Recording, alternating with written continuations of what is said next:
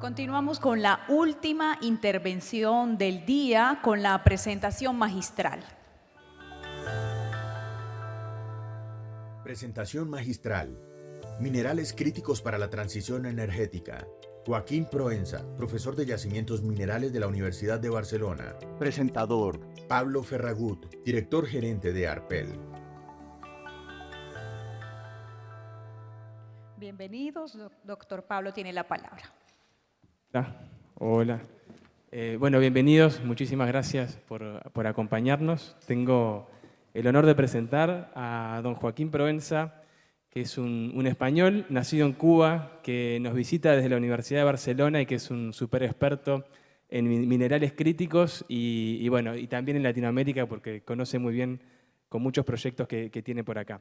Nos viene a hablar de algo un poco distinto. Nos viene a hablar no de la oferta de energía, o sí, de alguna manera, no de la demanda de energía, no de otros stakeholders, no de transición justa, aunque en el fondo sí, sino que nos viene a hablar de la oferta y de las cadenas de valor que son necesarias para el desarrollo de la transición energética. Decir que bueno, hay muchas preguntas que nos estamos haciendo hoy en día, ¿no? Sobre todo, ¿cuál es el rol que van a jugar estos minerales? ¿Cuál es el rol que tiene Latinoamérica con las oportunidades que se le presentan? Pero también cuáles son los cuellos de botella que de aquí se desprenden y qué cosas tenemos que hacer para acelerar esa transición necesaria y también qué hacemos en el medio, ¿no? ¿Qué implicaciones hay para la sostenibilidad, para todo lo que estamos hablando hoy en día? Así que nada, bienvenido Joaquín y esperamos ansiosos tu presentación. Adelante. Hola, buenas tardes. Gracias por estar aquí. Para mí es un placer y un lujo estar aquí en Colombia, un país que he visitado muchas veces, pero primera vez que estoy en Cartagena de Indias.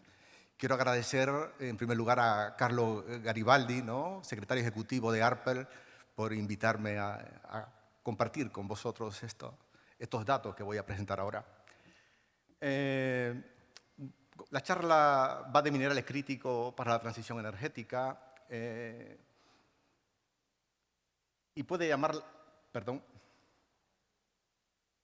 la atención que aquí hay una mina. Esto es una mina del centro de Perú, una mina de plomo, zinc, oro, plata. Los geólogos, soy geólogo, denominamos epitermales de alta sulfuración. Y a la derecha tenéis un panel solar, ¿no? Entonces, una hora antes estábamos hablando de inteligencia artificial, ¿no?, el futuro. Y aquí aparece una mina, ¿no? De esto va la charla. Por si me extiendo, comienzo con las conclusiones.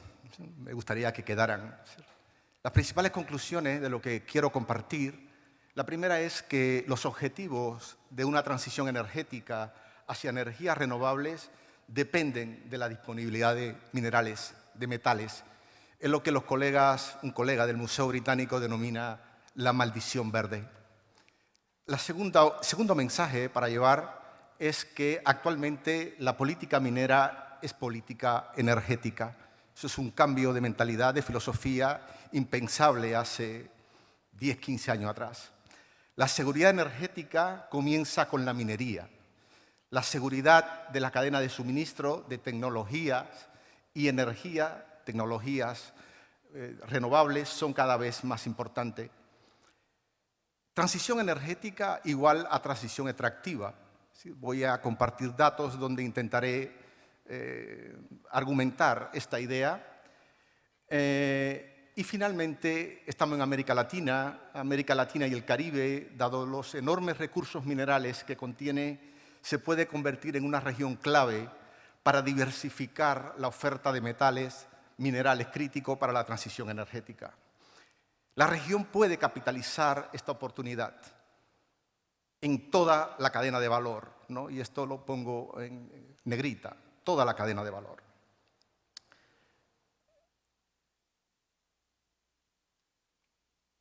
Aquí hay toda una serie de tecnologías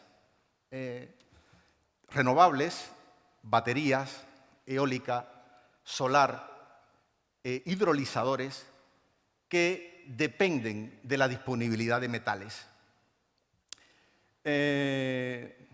Hidrógeno verde, hidrolizadores, depende de un metal que se denomina platino, ¿no? Muchos de estos metales, disprosio en imanes permanentes de motores de vehículos eléctricos o en turbinas eólicas, sobre todo en tecnología offshore, es crítico, ¿no? Para su fabricación. Entonces, repito, tecnologías para transición energética dependen totalmente de la disponibilidad de metales.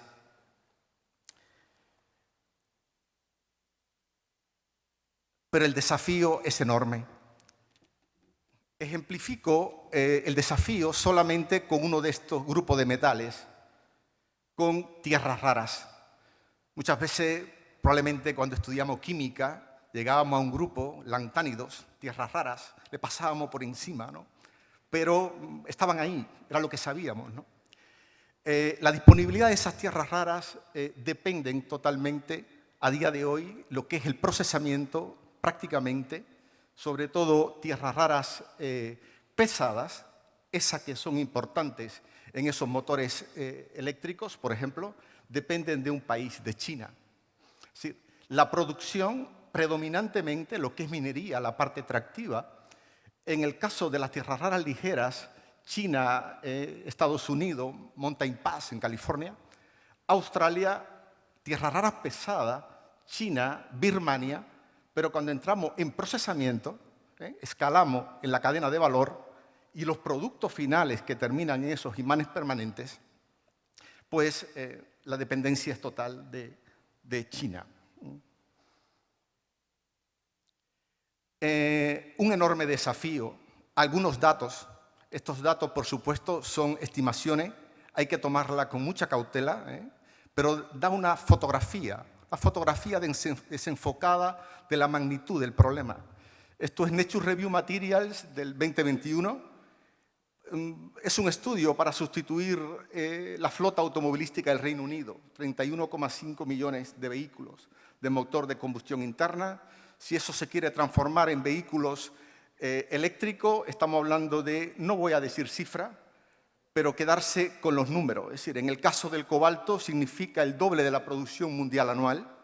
En el caso del litio, carbonato de litio, grado baterías, 3/4 parte de la producción mundial. Y en el caso de tierras raras, neodimio, disprosio es la producción mundial de neodimio de un año. Si eso se extrapola a reemplazar 1.400 millones de vehículos estimados en todo el mundo, hay que multiplicar esto por 40. Estimaciones hay mucha información. Esta es del Banco Mundial, del 2020, y es el incremento de la demanda del 2020 en el 2050, comparada con el 2018. ¿De dónde salen estos metales a esa transición energética que es imprescindible, en la cual estamos enfrascados? Depende de una mina, predominantemente de una industria extractiva. Quiero ejemplificar aquí simplemente que los yacimientos minerales son anomalías, rarezas de la naturaleza, singularidades en la corteza terrestre. Por ejemplo, volvamos al platino que comentaba al inicio. La abundancia de platino en la corteza terrestre son 5 ppb, 5 partes por billón. Una mina de platino en Sudáfrica, que es el mayor productor mundial, soporta leyes a día de hoy, minería subterránea de 5 gramos por tonelada, 5 ppm.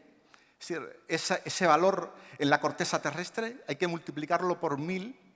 Un proceso geológico mágico tiene que conllevar a ese elemento de 5 partes por billón que se concentre como mínimo a 5 gramos por tonelada para tener una mina. Y repito, ese platino es imprescindible en los hidrolizadores.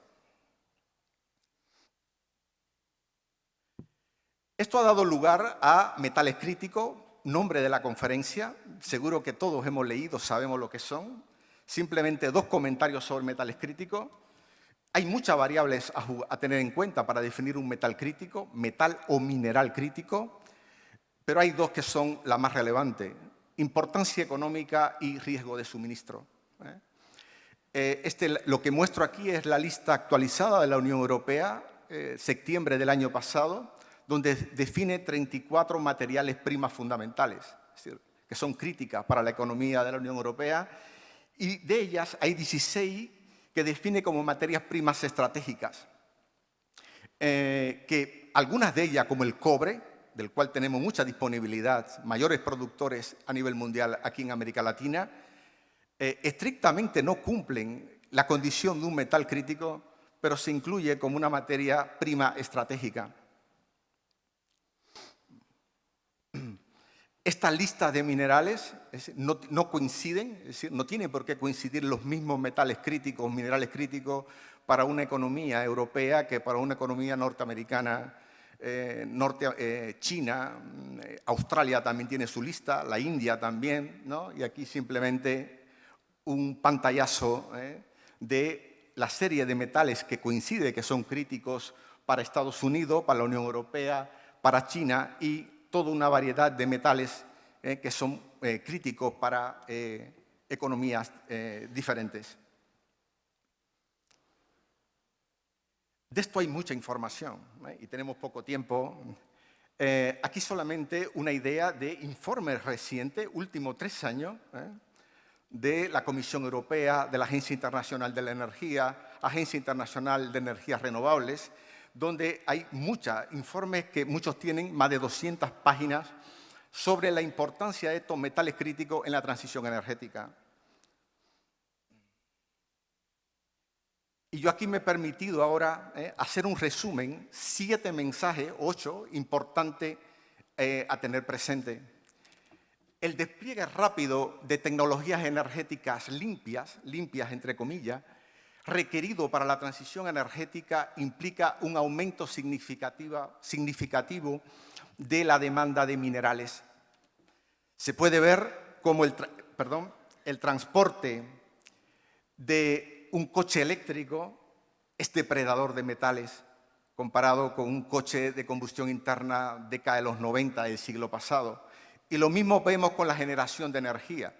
Es decir, como las energías, las fuentes tradicionales, las tecnologías basadas en fósiles, consumen muchos menos minerales, muchos menos metales, que las energías, las tecnologías renovables. Otro mensaje importante, el despliegue de tecnologías energéticas limpias requerido para la transición energética implica un aumento significativo de la demanda de minerales. En estos informes, los números por los que se multiplica esa demanda varían, pero la fotografía desenfocada es que hay un aumento, y un aumento importante en la demanda de esos minerales. Los recursos geológicos, los recursos minerales que hay para afrontar esa demanda existen, pero esos recursos hay que transformarlos en reservas, y eso es parte del desafío.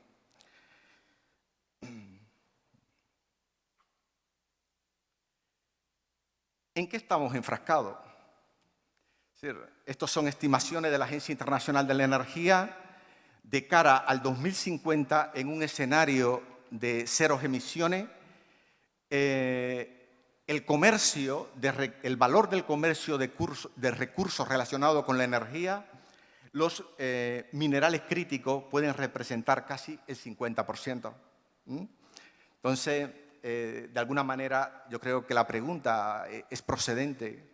¿Transición energética o transición extractiva? ¿Dejamos de extraer recursos fósiles para extraer recursos minerales? Como mínimo con la tecnología actual disponible. Otro mensaje importante de todos estos informes, la seguridad en la cadena de suministro de tecnología y energías son cada vez más importantes. Aquí se puede ver toda la cadena de suministro de energía, cadena de suministro de tecnología, y todas ellas comienzan en disponibilidad de metales. A medida que se acelera la transición energética, el sector de la energía se convierte en el principal consumidor de minerales. Se puede ver para el aluminio, para el cobalto, para el cobre, grafito, ánodo de baterías, litio neodimio, platino, níquel. El desafío a corto plazo es que los materiales son insuficientes, según la mayoría de los informes, de cara al 2030. La inversión, se necesita inversión en proyectos mineros, en abrir nuevas minas, si realmente se quieren cumplir con esos objetivos de cara al 2030-2035.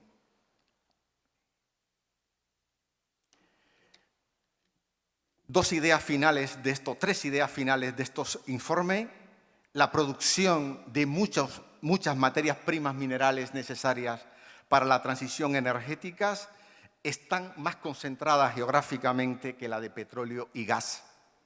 Y esto es un desafío a la seguridad de las cadenas de suministro. Mirar el ejemplo del cobalto. Más del 70% de ese cobalto necesario para los cátodos de las baterías se producen en un solo país. Los geólogos denominamos Zambian-Copper Belt en la República Democrática del Congo. O si miramos las tierras raras, más del 60% de China.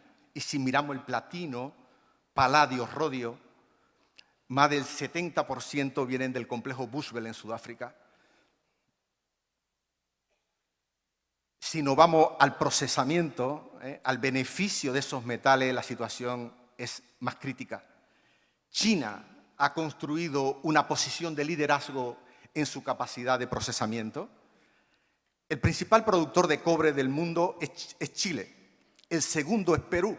Pero si queremos cobre procesado, China es el primer productor. Litio, el primer productor de litio es Australia, después va Chile. Pero si queremos litio, hay que comprarlo en China. Y eso pasa con el níquel. El principal productor de níquel del mundo es Indonesia. Pero si queremos níquel 99,9, hay que comprarlo en China.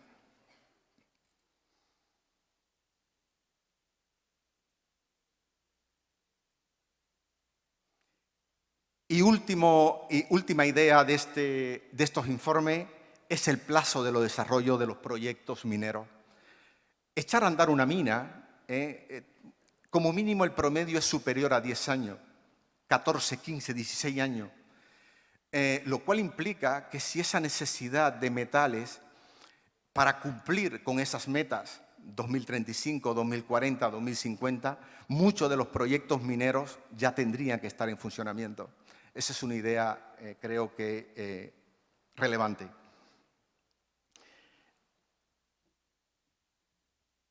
¿Qué soluciones tenemos a esa demanda de metales críticos? La primera, minería. La sociedad lo sabe. La sociedad está dispuesta a pagar el precio que eso significa. Transición energética con la tecnología disponible a día de hoy implica minería.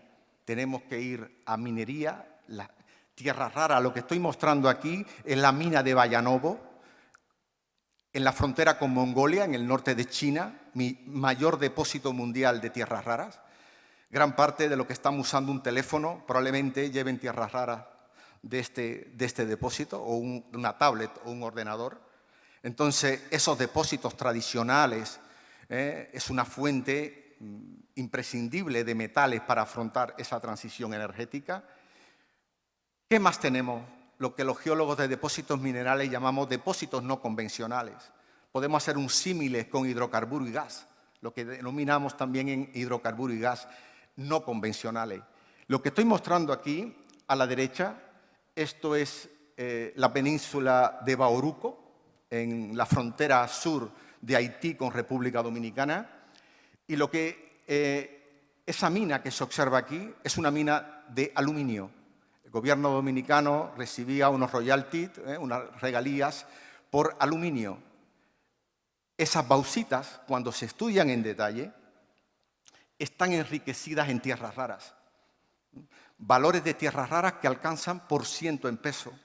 Para que se hagan una idea, parte de las tierras raras pesadas que consumimos del sur de China se están explotando con leyes de 500, 600 partes por millón.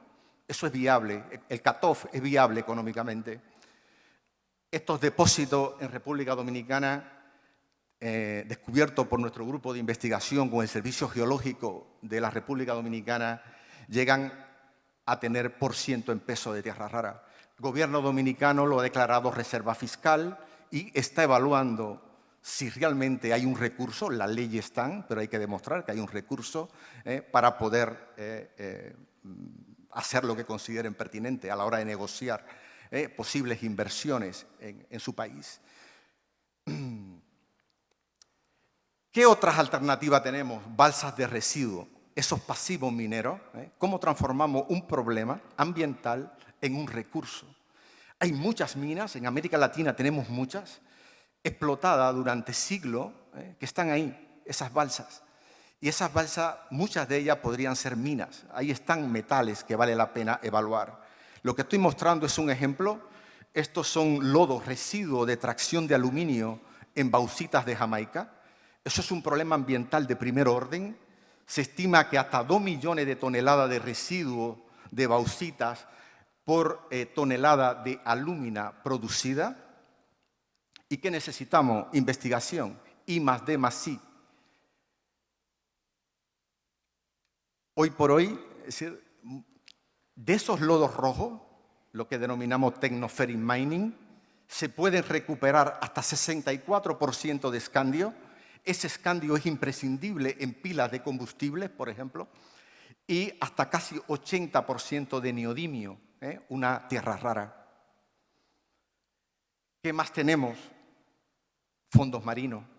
Los recursos minerales que hay en los fondos marinos son extremadamente grandes. 2022 ya habían 31 contratos emitidos por la Autoridad Internacional de Fondos Marinos. Seguro que todos hemos escuchado en enero que el Parlamento noruego aprobó exploración en sus aguas jurisdiccionales. Muchas se van a abrir contratos de exploración. Aquí la industria de hidrocarburos tiene mucho que decir y mucho que aportar porque conoce la tecnología de exploración en aguas profundas. Mucho de estas reservas, por ejemplo, lo que estoy mostrando aquí, todo este material negro son nódulos de manganeso, parecen campos de patatas. Esos nódulos de manganeso están enriquecidos en cobalto, enriquecidos en tierras raras, pero pueden estar a 4.000, 5.000 metros de profundidad de columna de agua. Es un desafío tecnológico, pero hay un desafío ambiental de primer orden con respecto a la biodiversidad. Es decir, faltan estudios ambientales para poder, de alguna manera, evaluar la extracción de esos recursos. Pero a día de hoy es una realidad. Hay mucha inversión en exploración en todos los océanos. Reciclaje, eso que se conoce como minería urbana. La foto que estoy mostrando aquí es un capacitador que necesita tántalo, el famoso coltan. ¿Sí? Ese tántalo se puede reciclar, pero la cruda realidad es que si miramos, esto es informe de la Unión Europea del año pasado, la tasa de reciclaje de muchos de estos metales críticos para la transición energética, por ejemplo, tierra rara, está por debajo de un 3%, y en algunos casos es 0%, ¿sí? Cuando esto se escala a niveles industriales. Entonces, reciclaje sí, economía circular, por supuesto, es parte de la solución, pero puede ayudar a reducir la dependencia, pero no garantiza la independencia. En resumen, la transición energética es necesaria, es imprescindible. Estamos jugando con la existencia de nuestra especie, ¿no? Pero es un desafío complejo. Esto me gusta siempre transmitirlo. Es un desafío complejo para el cual no hay soluciones simples, no hay soluciones mágicas. Y con la tecnología actual implica sí o sí minería. Muchas gracias.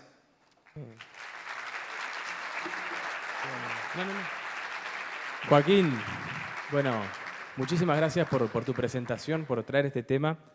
Ya nos quedan muy poquitos minutos, estamos cerrando el día, todos ansiosos por disfrutar Cartagena también, pero no puedo evitar hacer un par de preguntitas. Una es, de todo esto, ¿qué oportunidades, te la hago junta, qué oportunidades aparecen para Latinoamérica, un mercado que obviamente va a tener, o varios mercados que van a tener demanda creciente, bueno, donde hay recursos y hay que desarrollar reservas. Y de repente alguna reflexión sobre el timing de la transición, ¿no? Y después cerrar con las conclusiones, obviamente, enfatizarlas nuevamente. Así que, dale, adelante. Gracias, Pablo, por la pregunta. Me la temía, ¿no? Perdón.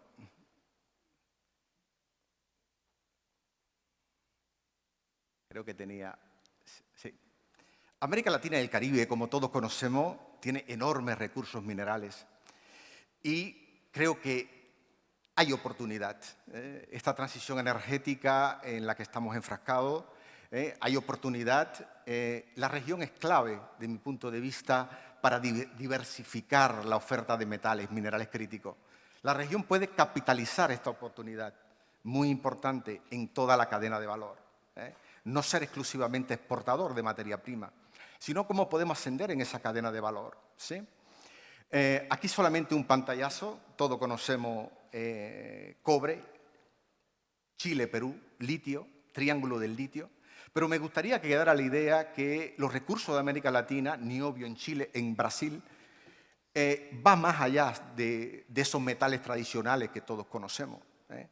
Hay recursos importantes de muchos metales críticos para la transición energética y debería ser prioridad de los estados conocer, invertir en estudiar y evaluar qué recursos se tienen, más allá, repito, de lo que serían los convencionales. En ese sentido, me gustaría llamar o simplemente exponer lo que tenemos a la izquierda es la dependencia de Europa, líder en transición energética, en tecnologías, ¿no?, de implementación de esa transición. Dependencia de Europa, industria automovilística europea, tierra rara, cobalto, litio. En el caso de la tierra rara es que la dependencia de China es extremadamente grande. En el caso del litio, igual. En el caso del cobalto. Eso es, Europa ha aprobado el mes pasado, el Consejo Europeo adoptó lo que se denomina Reglamento de Materias Primas Fundamentales y parte es, uno de los objetivos es intentar reducir esa dependencia de China. Y aquí se abren muchas oportunidades. Lo mismo pasa con Estados Unidos. Estados Unidos es dependiente de la importación de muchos metales, muchos de ellos de China, y todos conocemos la ley de reducción de inflación, ¿no?, aprobada por el gobierno, la administración Biden en el 2022.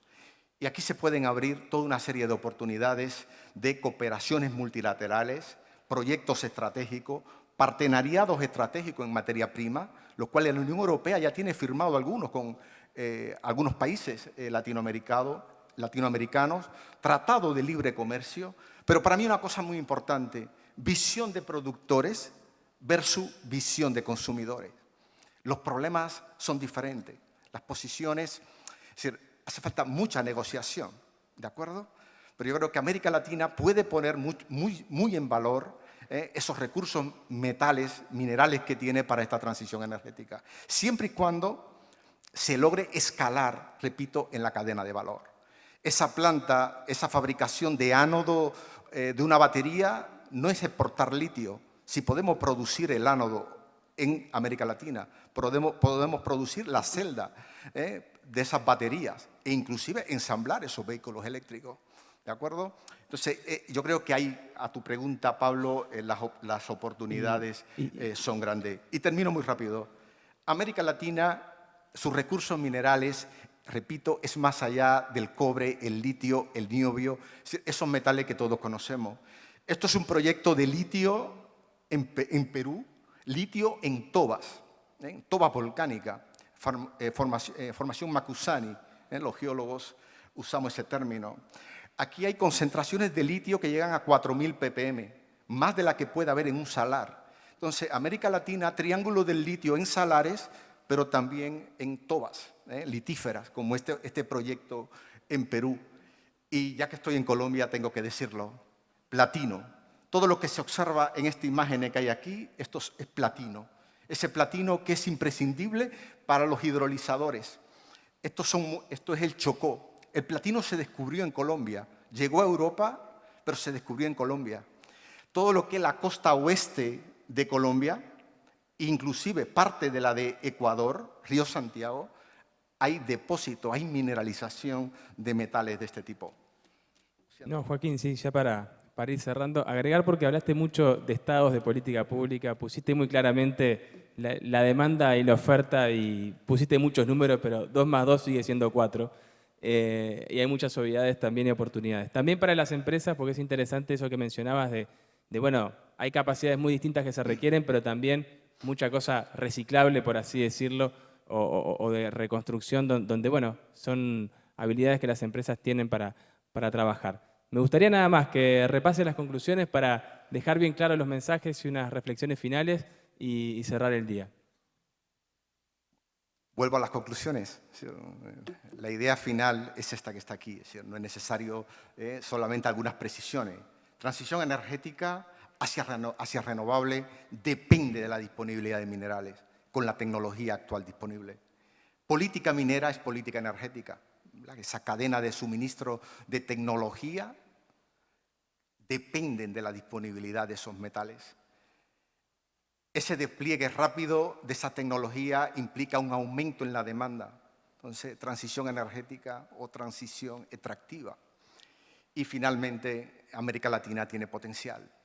Hay oportunidades de aprovechar, de poner en valor los recursos minerales que tiene. Muchas gracias. Bueno, muchísimas gracias por haber traído este tema. Gracias por tu presentación.